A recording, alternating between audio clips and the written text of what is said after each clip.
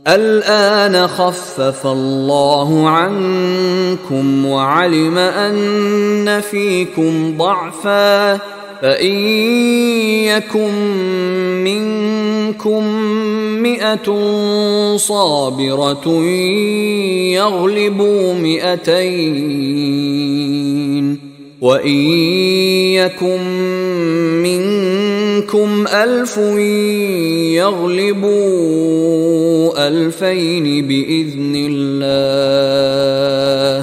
واللہ مع الصابرین۔ لیکن اس کے بعد جو اگلی آیت آ رہی ہے وہ گویا کہ اس کی کچھ عرصے کے بعد یقیناً نازل ہوگی جو یہاں شامل کر دی گئی۔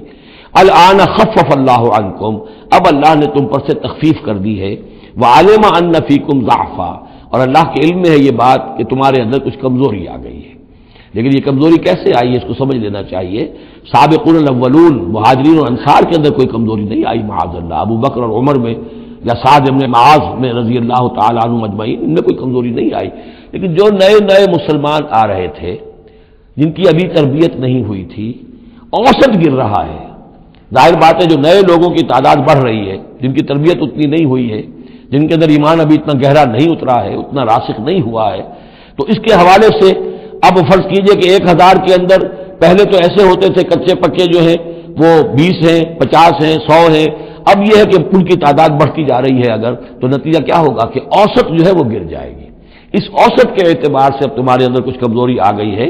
فَإِن يَكُن مِّنكُم 100 صَابِرَةٌ يَغْلِبُوا 200، اب بھی یہ ہے کہ اگر تمہارے اندر 100 ہوں گے کہ جو صبر کرنے والے ہوں گے وہ 200 پر غالب آ جائیں گے۔ وَإِن يَكُن مِّنكُمْ 1000، اور اگر تم میں سے 1000 ہوں گے يَغْلِبُوا 2000 بِإِذْنِ اللَّهِ، تو وہ 2000 پر غالب آ جائیں گے اللہ کے اذن سے۔ وَاللَّهُ مَعَ الصَّابِرِينَ، اور یقیناً اللہ صبر کرنے والوں کے ساتھ ہے۔